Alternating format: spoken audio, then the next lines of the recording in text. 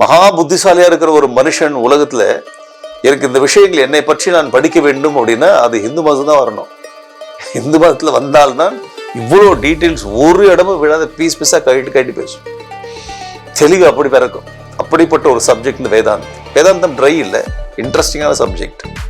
நான் சொல்ல யாரு தெரியுமா, என் பேக்ரவுண்ட் என்ன தெரியுமா, என் பொலிட்டிக்கல் சிஸ்டம் என்ன தெரியுமா, நான் எப்படிப்பட்ட பிஸ்னஸ் பண்ணேன்னு தெரியுமா, என்கிட்டயே மோதலியா, என்கிட்டயே பேசுறியா, அப்படி சொல்றான் பாருங்க.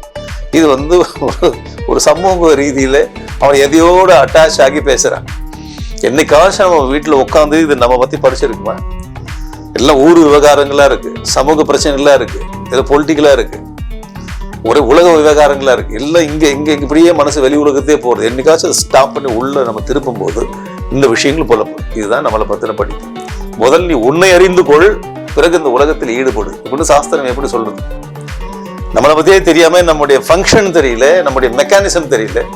இந்த மெக்கானிசம் ஃபங்க்ஷன் நம்மளை பத்தியே தெரியாம, மிஷின் என்ன எப்படி ஆப்ரேட் ஆகுன்னு தெரியாம இந்த மிஷினை யூஸ் பண்ணிட்டு இருக்கும் வெளியில. வேதாந்தம் சொல்றது, வெளி உலகத்துல நீ சிறப்பா வேலை பண்ணனா உன்னை நீ முதல்ல அறிந்து கொள்ளு. உன்னை நீ அறிந்து கொண்ட பிறகு இது இப்படிதான் வேலை பண்ணோம் அப்படின்னு தெரிஞ்சுக்கிட்டு அதுக்கப்புறம் இந்த இன்ஸ்ட்ருமெண்ட் வெளியில எப்படி எஃபெக்டிவா யூஸ் பண்ணலாம்னு சொல்லு. வேதாந்தம் படித்த மனிதர்கள் உலகத்துல எவ்வளவு எஃபெக்டிவ் வாழ்றாங்க பாருங்க. இதெல்லாம் படிக்க படிக்க படிக்க படிக்க அந்த தெளிவு ஏற்பட நாம பிரச்சனை ஏற்படுத்துறது குறையும். வெளியில இருந்து பிரச்சனை வரும்போது எப்படி ஹேண்டில் பண்றது நேக்கம் வந்து. அப்போ நம்மை பற்றிய படிப்பு இருக்கிற மிக முக்கியமான படிப்பு ஒவ்வொரு மனிதனுக்கும்.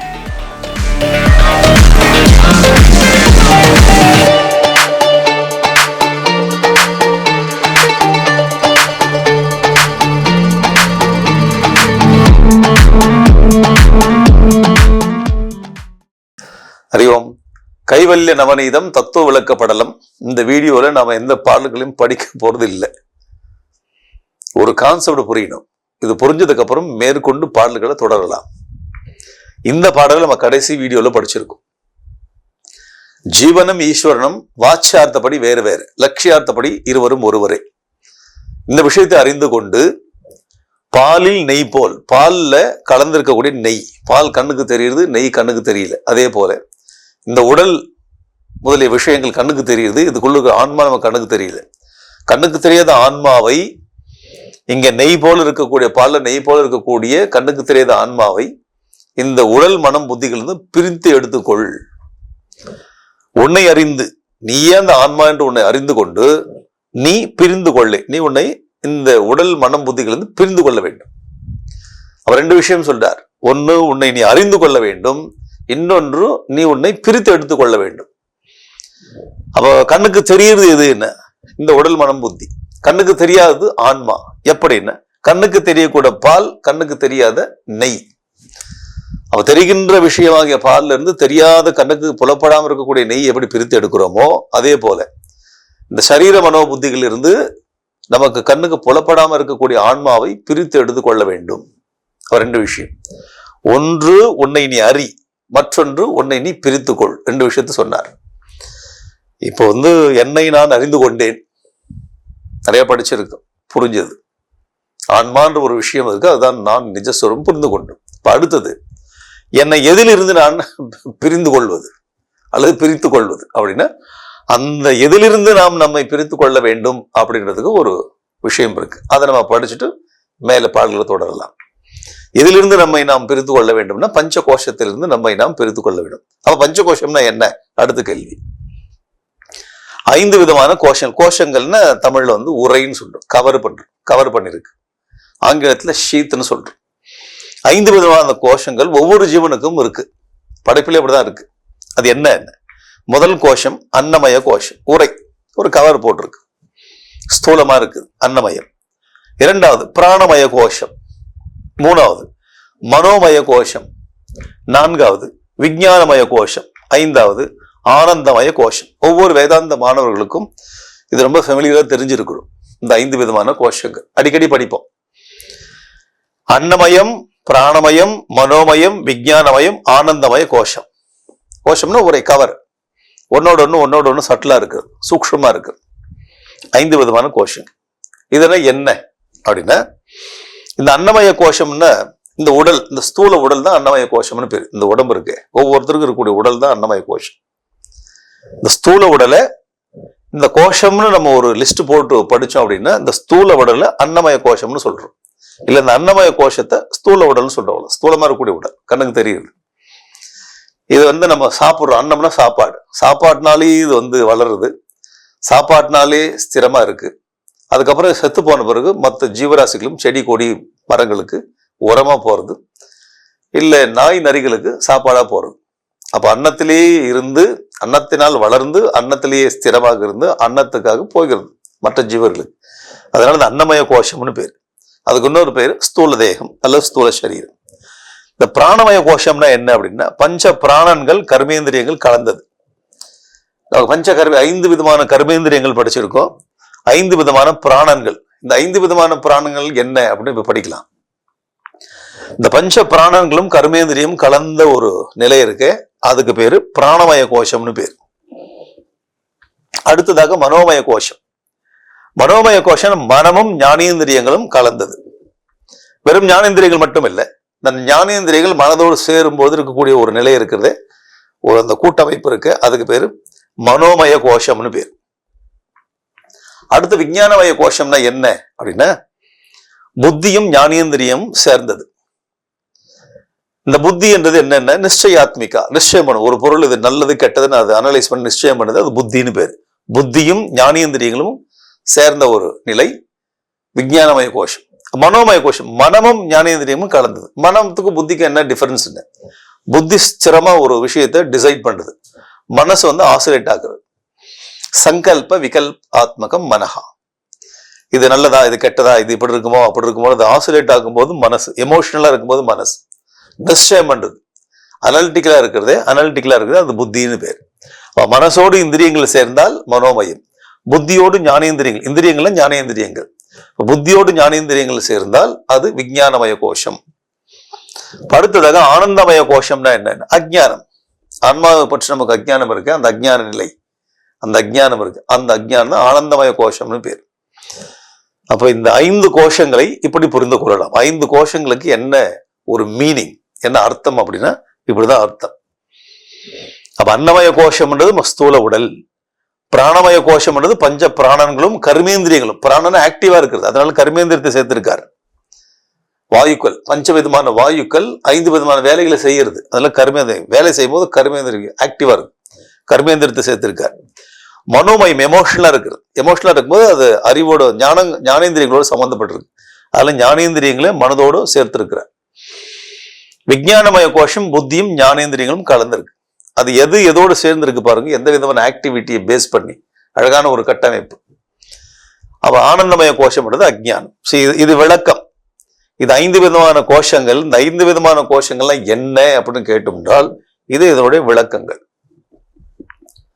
அடுத்ததாக ஞானேந்திரியங்கள் என்ன? 5 விதமான ஞானேந்திரியம், புலன்கள்னு சொல்லுவோம். 5 தமிழ்னு சொல்றோமே, அது ஞானேந்திரியங்கள்னு பேர். காது, தோல், கண், நாக்கு, மூக்கு. இது எப்படி இந்த ஒரு சீக்வன்ஸ் எப்படி இதை அரேஞ்ச் பண்ணிருக்காங்கன்னா சப்த ஸ்பர்ஷ ரூப ரச கந்த. அப்ப ஆகாசம், ஆகாஷாத் வாயு, வாயோர் அக்னி, அக்னியர் ஆபஹா, அத்ய பிருத்திவி. ஆகாசத்திலிருந்து வாயு தோன்றியது, வாயுலிருந்து அக்னி, அக்னியிலிருந்து ஜலம், ஜலத்திலிருந்து பிருத்திவி மண் தோன்றியது. அந்த சீக்வன்ஸ். சட்லஸ்ட்ல இருந்து கிராஸ் வரையும், இந்த கிராஸ்ல இருந்து சட்லஸ்டுக்கு போகுது. 5 விதமான ஞானேந்திரியங்கள், 5 புலன்கள் தமிழ் சொல்றோம். அடுத்தது கர்மேந்திரியங்கள் 5 செயல்படுவதனால கர்மேந்திரியம் பேரு. விஷயத்தை தெரிந்து கொள்வதனால இது ஞானேந்திரியம்னு பேர். எது செயல்படுகின்ற 5 இந்திரியங்கள் நமக்கு இருக்கு? ஒவ்வொருத்தருக்கும் இருக்கு, ஒவ்வொரு மனிதனுக்கும் கொடுக்கப்பட்டிருக்கு. வாக் பேசுறோம், கை செயல்படுறோம், கால் நடக்கிறோம், கருவாய் அது உள்ளுக்குள்ள ஜலங்கள்லாம் வெளியில போறது, கருவாய் யூரின்லாம் வெளியில போறது, பெருவாய் தேவையில்லாத அழுக்குகள்லாம் வெளியில போறது. அப்ப கருவாய், பெருவாய், கால், கை, வாக்கு, இந்த 5 இந்திரியங்களும் செயல்படுவதனால கர்மேந்திரியம். கர்மத்துக்கு செயல்னு பேர், அல்லது செயலுக்கு கர்மம்னு பேர். செயல்படுறதுனால கர்மேந்திரியங்கள். இது விஷயத்தை தெரிந்து கொள்வதால் ஞானேந்திரியங்கள் பேர். இந்த ஞானேந்திரியம் மனசோடு சேரும்போது, மனசோடு கலந்திருக்கும் போது மனோமயம்.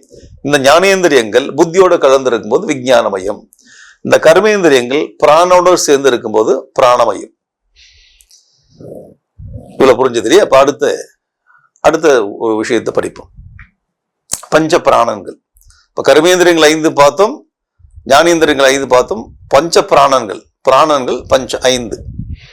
பிராணன், முதல் பிராணுக்கு பேரு பிராணன்னே பேரு. அது ஃபங்க்ஷன் என்னென்ன? பிரீத்திங் இஸ் கவர்ன்டு பை பிராணன். பிரீத்திங், உள் அந்த சுவாசத்தை உள்ள இழுக்கிறது, சுவாசத்தை வெளியில் விடுறது. இந்த பிரீத்திங் வந்து கண்ட்ரோல் பண்றது. அந்த ஒரு வாயுக்கு என்ன பேருன்னா பிராணன்னு பேர். அடுத்தது அபானன். The evacuation and rejection of all waste from the body is taken care of by prana. இதுல தேவையில்லாத விஷயங்கள் இந்த பாடியிலிருந்து வெளியில போறது, யூரின் போறது, அது வெளியில அழுக்குகள்லாம் போறது, வேர்வையெல்லாம் வெளில போறது, வியர்வையெல்லாம் வெளில போறது, ஸ்வெட்டார், இந்த மாதிரி வேலைகள்லாம் பண்ணக்கூடிய அந்த பவர் இருக்கு, அந்த வாயு இருக்கு, அதுக்கு பேரு அபானன்னு பேரு. வியானன். The circulation of blood and nourishment of every cell of the body is the work of வியானம். வியாபிச்சிருக்கு. அந்த இருக்கக்கூடிய இந்த நம்முடைய ரத்தம் எல்லா இடத்துக்கும் செலுத்துது, வியாபிச்சிருக்குன்னா வியானன்னு பேர். சர்க்குலேட் பண்றது, எல்லா செல்லுக்கும் போறது. பாருங்க அவ்வளவு ஆச்சரியம். எந்த ஒரு வாயு இந்த வேலையை பண்றதோ அது பேர் வியானன்னு பேர். அடுத்தது உதானன். All reactions are reverse process are done by உதானன். Example vomiting, shedding tears and sneezing. தும்மரம், வாமிட் எடுக்கிற மனுஷன், அது ஆனந்த கண்ணீரோ துக்க கண்ணீரோ, கண்ணீர் வருது, அதெல்லாம் வந்து ஒரு பிராணன் வந்து வேலை செய்யுது. அது என்ன பிராணன்? உதானன் என்கின்ற பிராணன். பஞ்ச பிராணன்கள்ல உதானன்னு பேருது. அப்போ இந்த பிசிக்கல் ஆக்டிவிட்டி, இந்த பாடி ஆக்டிவிட்டியை வந்து கண்ட்ரோல் பண்ணது 5 விதமான பிராணன்கள். இது ஒண்ணு என்ன ஃபங்க்ஷன் பண்ணது பாருங்க, உள்ள அழகா இருக்கு. சமானன். The food eaten is digested and assimilated by சமானன். இதெல்லாம் நம்ம சாப்பிட்றோமோ, வெஜிடேரியனோ நான் வெஜிடேரியனோ, எதை சாப்பிட்டாலும் சரி உள்ளுக்குள்ள போய் அதை டைஜஸ்ட் பண்றதே அதுக்கு பேரு சமானன்னு பேர். அப்ப இந்த பிசிக்கல் ஆக்டிவிட்டி, இந்த பாடியை வந்து ஒரு ஆக்டிவா வச்சிருக்கக்கூடிய பிராணன். அது 5 விதமான செயலை எப்படி அழகா பிரிச்சிருக்காங்க நம்முடைய முன்னோர்கள் வேதாந்தத்துல. அப்ப இது என்ன பேரு? நம்மளை பத்தியே நம்ம படிக்கிறது. இது வந்து செல்ஃப் நாலேஜ்னு பேர். செல்ஃப் நாலேஜ்னா பிரம்ம வித்யா, ஆத்ம வித்யா. நம்மளுடைய சொரூபம் என்ன? செல்ஃப். இந்த செல்ஃப் எப்படின்னா அந்த சொரூபத்தை மறந்து நம்ம அந்த பாடி, மைண்டு, இன்டெலெக்ட், பிராணோடு கலந்துருக்குமே. அப்படி இருக்கும்போது இதோட ஃபங்க்ஷனை தெரிஞ்சுக்கிறதும் செல்ஃப் நாலேஜ் தான், நம்மளை பத்தின படிப்பு தான். பிராணன், அபானன், வியானன், உதானன், சமானன். 5 விதமான பிராணன்கள் 5 விதமான செயல்படுகிறது, 5 விதமாக செயல்படுகிறது. இந்த பஞ்ச பிராணன்கள் கர்மேந்திரியங்களோடு சேரும்போது அந்த ஒரு கூட்டமைப்பு இருக்கு, அந்த ஒரு அமைப்பு, அதுக்கு பேரு பிராணமய கோஷம்னு பேரு. அப்புறம் இது இப்ப என்ன படிச்சோம் அப்படின்னா, ஞானேந்திரியங்கள் தெரிஞ்செடுத்து, கர்மேந்திரியங்கள் 5 தெரிஞ்செடுத்து, பஞ்ச பிராணங்களும் படிச்சிட்டோம், 5 பிராணங்களும் படிச்சோம். இப்ப அடுத்து இதே விஷயம்தான், இதே விஷயத்த ஒரு சமரைஸ் பண்ணிக்குவோம் மேல இன்னும் கொஞ்சம் அண்டர்ஸ்டாண்டிங் வர்றதுக்காக. இப்ப அன்னமயம்னா என்னன்னு தெரியும், ஸ்தூல உடல். பிராணமயம் பஞ்ச பிராணங்கள் கர்மேந்திரியங்களும் சேர்ந்தது. மனோமயம் மனசும் ஞானேந்திரியங்களும் சேர்ந்தது. விஞ்ஞானமயம் புத்தியும் ஞானேந்திரியங்களும் சேர்ந்த ஒரு அமைப்பு. ஆனந்தமயம் நம்முடைய அஜ்ஞானம். இப்ப இந்த எக்ஸ்பிளனேஷன் இந்த பக்கம் விட்டுருங்க. இப்ப 5 கோஷங்களுடைய ஒரு புரிதல் இருக்கு, அதை விட்டுருங்க, புரிஞ்சாச்சு, அதனால இது ஓரம் வச்சுக்கோ. இப்ப இந்த 5 மட்டும் இம்பார்ட்டண்டா எடுத்துக்கும். அப்ப அன்னமய, பிராணமய, மனோமய, விஞ்ஞானமய, ஆனந்தமய கோஷங்கள் 5 ஒவ்வொரு ஜீவனுக்கும் இருக்கிறது. இது மிக ஸ்தூலமாக இருக்கிறது. இதை விட சூக்ஷ்மம், இதை விட சூக்ஷ்மம், இதை விட சூக்ஷ்மம், அதோட ரொம்ப சூக்ஷ்மமானது ஆனந்தமய கோஷம். அப்ப ஸ்தூலத்துல சூக்ஷ்மம் போய்கொண்டே இருக்கு. அது உரைகள் ஒண்ணு ஒண்ணு ஒண்ணு ஒண்ணு மாத்தி போட்டு, அப்புறம் இந்த உடம்புல ட்ரெஸ் போட்டு, முதல் மனுஷன் பனியன் போட்டிருக்கான், அதுக்கு ஷர்ட் போட்டிருக்கான், அப்புறம் கோட்டு போட்டிருக்கான், அதுக்கப்புறம் ஜெர்கின் போட்டுக்கிறான், இந்த மாதிரி விதவிதமா மேல போட்டுக்கிறோமோ அதை போட்டு அது கவர் போட்டிருக்கு. அப்ப இந்த அன்னமய, பிராணமய, மனோமய, விஞ்ஞானமய, ஆனந்தமய கோஷம். இந்த அன்னமயத்துக்கு இன்னொரு பேரு ஸ்தூல சரீரம். இங்கே படிச்சோம், ஸ்தூல உடல் தான் ஸ்தூல சரீரம். ஸ்தூல சரீரம்னா கண்ணுக்கு தெரியும், ஸ்தூலமா இருக்கு ஸ்தூல சரீரம். இந்த பிராணமயம், மனோமய, விஞ்ஞானமயம் 3ம் சேர்த்து என்ன பேருன்னா சூக்ஷ்ம சரீரம்னு பேர். சில இடத்துல வேதாந்தத்தை நம்ம படிக்கும்போது சூக்ஷ்ம சரீரம்னு சொல்லுவாங்க. அப்ப இது என்ன சூக்ஷ்ம சரீரம்னா ரொம்ப சிம்பிள். பிராணமய, மனோமய, விஞ்ஞானமய சேர்ந்த ஒரு கூட்டமைப்புக்கு சூக்ஷ்ம சரீரம் பேர், சேர்ந்த ஒரு நிலை. மூணு சேர்ந்து சூக்ஷ்ம சரீரம். இப்ப ஆனந்தமய கோஷம் காரண சரீரம். ரெண்டு விதமான படிக்கிறோம். சரீரம்னு எடுத்தால் 3, கோஷம்னு எடுத்தா 5. அப்ப கோஷத்துக்கும் சரீரத்துக்கும் என்ன டிஃபரன்ஸ் என்ன? ஒருவேளை உங்களுக்கு 5ஆ பிரிக்கணும்னா இந்த விஷயத்தை இப்படி பிரிச்சுங்க. இது 5 ரொம்ப ஜாஸ்தியா இருக்கு, நம்பரை குறையுங்க அப்படின்னு. அப்ப 3ஆ பிரிச்சுங்க. ஸ்தூல சரீரம், சூக்ஷ்ம சரீரம், காரண சரீரம் இப்படியும் சொல்லலாம். இது ரொம்ப கொஞ்சமா இருக்கு, எனக்கு நான் கொஞ்சம் எலாபரேட்டா வேணும், நான் கொஞ்சம் ஒரு மாதிரியான ஆள், எதையுமே ரொம்ப எலாபரேட்டா படிக்கிற ஆள் அப்படின்னு நம்ம நினைச்சோம் அப்படின்னா இந்த 3 சரீரத்தை பஞ்ச கோஷங்களா மாத்திக்கணும். அவ்வளவுதான். இந்த ஆரஞ்சு பிரிக்கும் போது 3ஆவும் பிரிக்கலாம், ஆரஞ்சு சொலைகளை 3ஆவும் பிரிக்கலாம், ஒரு பீஸாவும் பிரிக்கலாம். இந்த அன்னமய கோஷத்தை ஸ்தூல சரீரம் அப்படிச்சு, இந்த பிராண மனோ விஞ்ஞானமய கோஷத்தை சூக்ஷ்ம சரீரம், ஆனந்தமய கோஷத்தை காரண சரீரம். சரீரம்னு எடுத்தா 3, கோஷம்னு எடுத்தா 5, இரண்டும் ஒன்று தான். சரீரம் என்ற லாங்குவேஜ் நம்ம பேசணும்னா 3ஆ சொல்லலாம், இல்ல கோஷங்கள் அப்படின்னு ஒரு லாங்குவேஜ் பயன்படுத்தணும்னா 5ஆ சொல்ல வேண்டும். அவ்வளவுதான். இந்த இடத்துல ஸ்தூல கோஷம், சூக்ஷ்ம கோஷம், காரண கோஷம் சொல்லக்கூடாது. அப்ப இந்த 3 தான் இந்த 5, இந்த 5 தான் இந்த 3ஆக பிரிக்கப்பட்டிருக்கு. அவ்வளவுதான். இது இந்த தெளிவு போதும். மேற்கொண்டு நம்ம நிறைய படிக்கும்போது சில இடத்துல இந்த மாதிரி சூக்ஷ்ம சரீரம்னு வரும், காரண சரீரம்னு வரும். அப்ப அதுக்கு என்ன, அதுக்கு என்ன டிஃபரன்ஸ் என்ன, அப்படி குழம்பாம இருக்கிறதுக்காக இந்த வீடியோ அவசியமா இருக்கு. இதை படிச்சதுக்கு அப்புறம் நம்ம மேல படிக்கும்போது எந்த இடத்துல கன்ஃபியூஷன் ஆகாது, தெளிவா போயிட்டே இருக்கலாம். இப்ப இந்த ஸ்தூல சரீரம் இருக்கே, நம்ம எப்பெல்லாம் இந்த ஸ்தூல சரீரத்தோடு ஐடென்டிஃபை ஆகுறோமோ, இதோட அட்டாச் ஆகிறோமோ, அப்ப நம்ம ஏற்படுகின்ற நிலை விழிப்பு நிலை, வேக்கிங் ஸ்டேட். இப்ப இருக்குமே தான் பேஷண்ட்டுக்கு நீங்க கேட்டு இருக்கீங்க விழிப்பு நிலை. வீட்டுல நீங்க இருக்க சுத்தி எல்லா பொருளும் இருக்கு, விழிப்பு நிலை. அது விழிப்பு நிலை. எப்ப நம்ம விழிப்பு நிலை இருக்கோம் அப்படின்னா ஸ்தூல சரீரத்தோடு நம்ம அட்டாச் ஆகும்போது, இந்த ஸ்தூல சரீரம் நான் அப்படின்னு அந்த உணர்வு வரும்போது விழிப்பு நிலை ஏற்படுகிறது. இப்ப எப்ப நம்ம சூக்ஷ்ம சரீரத்தோடு அட்டாச் ஆகிறோமோ அப்ப கனவு நிலை. அப்ப இங்க டிட்டாச் ஆகும், ஸ்தூலத்திலிருந்து டிட்டாச் ஆகி சூக்ஷ்ம சரீரத்தோடு அட்டாச் ஆகும்போது அங்க கனவு ஏற்படுகிறது. அப்ப கனவு நிலையில் நமக்கு அஞ்ஞான மனோமய பிராணம் எல்லாம் சேர்ந்திருக்கு. இந்த சேர்ந்த ஒரு நிலை சூக்ஷ்ம சரீரம். சூக்ஷ்ம சரீரத்தோடு நம்ம ஐடென்டிஃபை ஆகும்போது நமக்கு ஏற்பட்ட நிலை கனவு நிலை. அப்ப இது டிட்டாச் ஆயிடும். ஸ்தூலத்திலிருந்து டிட்டாச் ஆகி சூக்ஷ்மத்துல அட்டாச் ஆகும்போது கனவு நிலை ஏற்படுது. அப்ப கனவு காண்றோம். பெரிய பணக்காரனா ஆயிட்டோம், நிறைய யாரும் ஒன்றும் கடன்கள்லாம் கொடுக்கல, நாமளே பிசினஸ் பண்றோம், நம்மளே பைசாலாம் வருது, இந்த பைசாலாம் அழகா மேனேஜ் பண்றோம், எந்த பிரச்சனையும் வரல, சொந்த பந்தங்கள்லாம் பைசா கேட்க மாட்டாங்க, கடன் கொடுத்தவங்கலாம் மறந்துட்டான், எல்லா விதமான கனவுகள்லாம் அங்க காண்றோம். அது எப்படி அந்த கனவு காண்றோம்? எல்லாம் நல்ல கனவா இருக்கு, சில இடத்துல கெட்ட கனவாவும் இருக்கு. பணம் கொடுத்துட்டு கேட்கறானுங்க, கடன் கொடுத்தலாம் கேட்கறாங்க, இது என்ன இப்படி தொல்லை ஆயிட்டு அப்படின்னு கனவு வரும். அப்ப கெட்ட கனவு வரும், நல்ல கனவு வரும். அப்ப இந்த கனவு நிலை வரும்பொழுது நாம சூக்ஷ்ம சரீரத்தோடு அட்டாச் ஆகிருக்கும். இப்ப அடுத்தது இந்த கனவும் கடந்த ஒரு நிலை இருக்கு. விழிப்பு நிலையிலிருந்து கனவுக்கு போறோம், கனவும் இல்லாத ஒரு நிலை இருக்கிறது. அந்த நிலைக்கு பேர் என்ன? ஆழ்ந்த உறக்க நிலை. கனவுகள் அற்ற நிலை, உறக்க நிலை இல்ல, ஆழ்ந்த உறக்க நிலை, டீப் ஸ்லீப். அந்த டீப் ஸ்லீப் எப்போ உண்டாகுதுன்னா காரண சரீரத்தோடு நம்ம அட்டாச் ஆகும்போது, காரண சரீரத்தோடு ஒன்றுபடும் போது ஆழ்ந்த உறக்க நிலை வருது. அதுக்கு இன்னொரு பேரு ஆனந்தமய கோஷம்னு பேர்.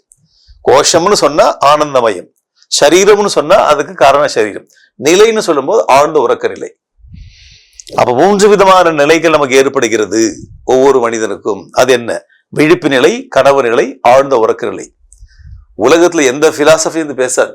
சனாதன தர்மம், ஹிந்து மதம் மட்டும்தான் எல்லா விஷயங்களும் ரொம்ப எலாபரேட்டா பேசும். ஆத்ம வித்யா அப்படின்னு சொன்னா இங்கதான் ரொம்ப கிளியரா இருக்கு, அவ்வளவு டீடைல்ஸ், அப்படியே ரொம்ப ப்ரிசைஸா இருக்கு, மைனூட்டா இருக்கு. மகா புத்திசாலியா இருக்கிற ஒரு மனுஷன் உலகத்துல எனக்கு இந்த விஷயங்கள் என்னை பற்றி நான் படிக்க வேண்டும் அப்படின்னா அது ஹிந்து மதம் தான் வரணும். ஹிந்து மதத்துல வந்தால்தான் இவ்வளவு டீட்டெயில்ஸ் ஒரு இடமும் விழாத பீஸ் பீஸா கட்டி பேசும். தெளிவு அப்படி பிறக்கும். அப்படிப்பட்ட ஒரு சப்ஜெக்ட் இந்த வேதாந்தம். வேதாந்தம் ட்ரை இல்லை, இன்ட்ரெஸ்டிங்கான சப்ஜெக்ட். இவ்வளவு அழகு பாரு. 3 விதமான நிலைக்கு நமக்கு தான் ஏற்படுகிறது. 3 விதமான சரீரம் நமக்கு தான் இருக்கு. 5 விதமான கோஷங்கள் நமக்கு தான் இருக்கு. இந்த பகுதியை விட்டுருங்க. கோஷம்னா என்ன அப்படின்னு நம்ம எக்ஸ்பிளைன் பண்ணிட்டோம், இதை விட்டுருங்க. அப்ப 5 கோஷங்கள், 3 சரீரங்கள், 3 நிலைகள். ஒவ்வொரு மனிதனும் தன்னை பற்றி படிக்க வேண்டும் அப்படின்னா இதுதான் தன்னை பற்றிய படிப்பு. நான் சொல்றேன், யாரு தெரியுமா, என் பேக்ரவுண்ட் என்ன தெரியுமா, என் பொலிட்டிக்கல் சிஸ்டம் என்ன தெரியுமா, நான் எப்படிப்பட்ட பிசினஸ் பண்ணேன்னு தெரியுமா, என்கிட்டயே மோதிரியா, என்கிட்டயே பேசுறியா, எப்படி சொல்றான் பாருங்க. இது ஒரு சமூக ரீதியில அவன் எதையோட அட்டாச் ஆகி பேசுறான். அது இல்லை.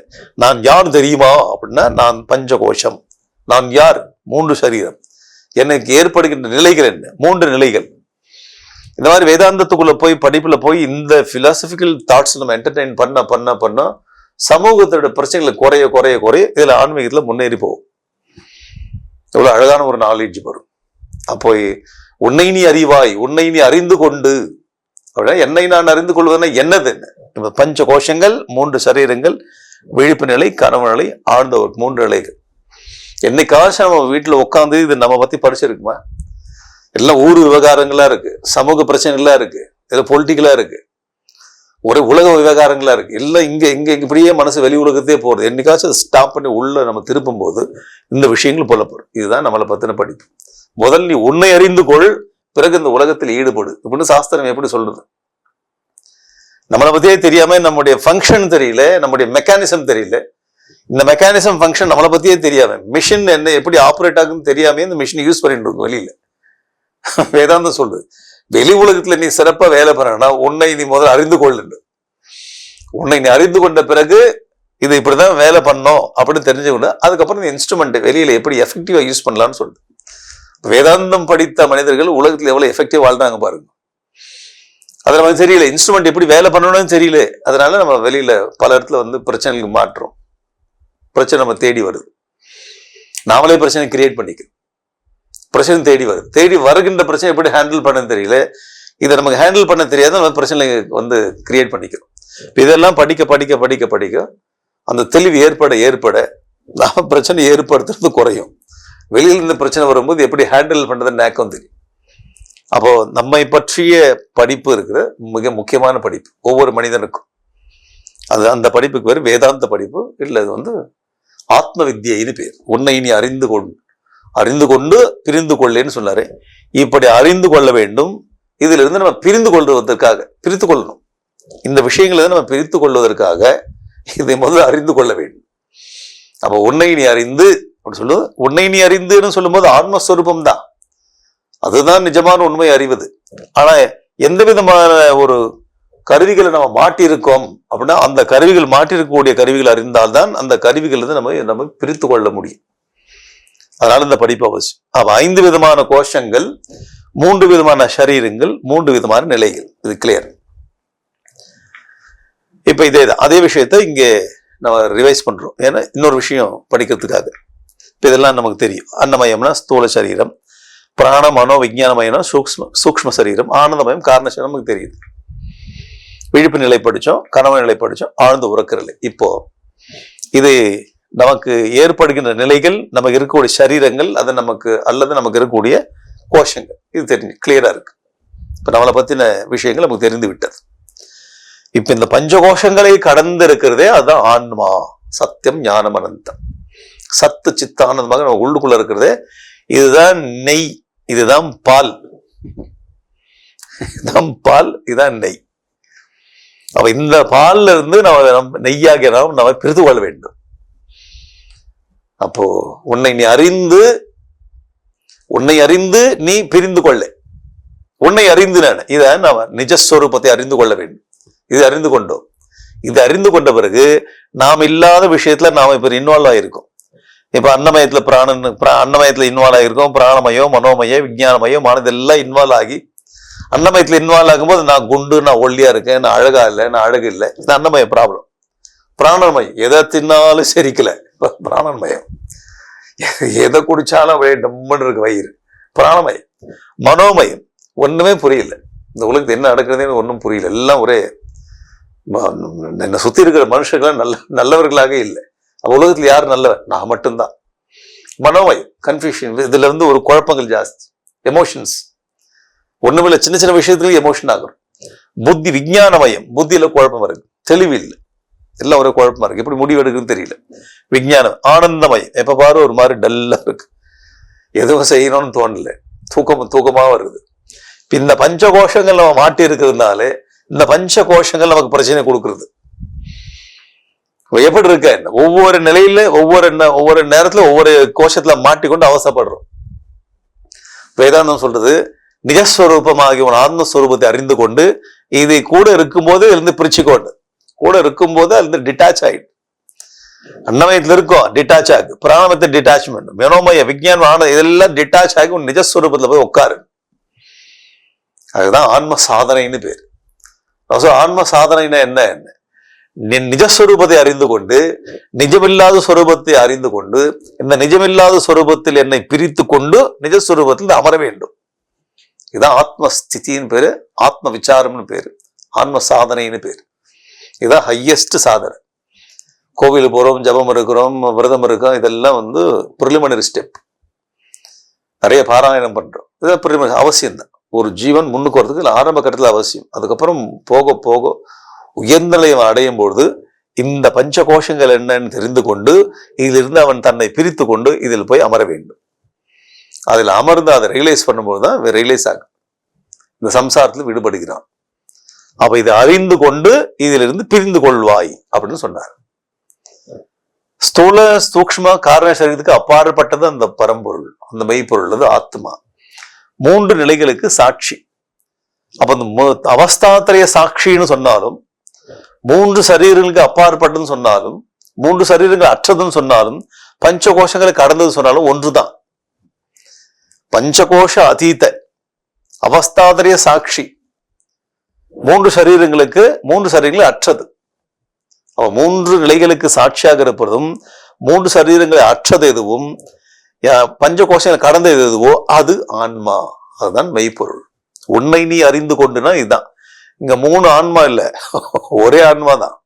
ஒரு புரிதலுக்காக 3 கொண்டு வந்திருக்கோம். ஒரே ஆன்மா உள்ளுக்குள்ள இருக்கிற அந்த ஒரு பொருள், உயர்ந்த பொருள் சத்தியம் ஞானம் அனந்தம், சத்து சித்தானந்தம். அந்த பொருளை பஞ்ச கோஷங்களை கடந்து அறிந்து கொள்ள வேண்டும், அல்லது 3 சரீரங்களை கடந்ததாக அறிந்து கொள்ள வேண்டும், அல்லது 3 நிலைகளுக்கு சாட்சியாக அறிந்து கொள்ள வேண்டும். இப்ப நமக்கு கைவல் நவநீதத்தில் இருக்கக்கூடிய டாபிக் என்னன்னா, இந்த நிலைகளுக்கு சாட்சி இங்க இல்லை. இப்ப இந்த டாபிக் 3 சரீரங்களை கடந்தது இல்லை. இப்ப நம்ம வரக்கூடிய பாடல எதை படிக்க போறோம்னா, இந்த அன்ன பிராண மனோ விஞ்ஞான ஆனந்தமயங்களை கடந்த அந்த மெய்ப்பொருளை அறிந்து கொள்ள வேண்டும். வரக்கூடிய பாடல்ல இந்த 5 கோஷங்களை கடந்து இருக்கக்கூடிய அந்த ஆன்மாவை அறிவது எப்படி, இதை அறிந்து இதிலிருந்து இதிலிருந்து எப்படி பிரிந்து கொள்வதுன்றதான் டாபிக் நமக்கு. அதற்காக இது முதல்ல இதெல்லாம் என்னன்னு புரிஞ்சுக்கணும். அதனால இந்த வீடியோவில் இந்த விஷயத்தை படிச்சோம்.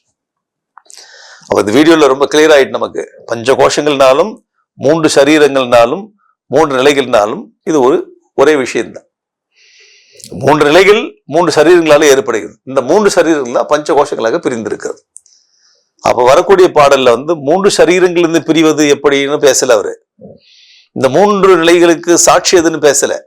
அப்ப தாண்டவராய சுவாமிகள் எதை சொல்ல போகிறார் அப்படின்னா, இந்த 5 கோஷங்கள் என்ன, இதுல இருந்து எப்படி உன்னை பிரித்து கொள்வது, இதுதான் டாபிக்.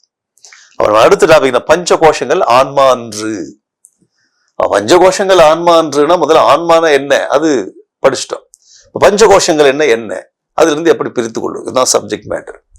இந்த விஷயத்தை வரக்கூடிய வீடியோல படிக்கலாம். அறிவோம்.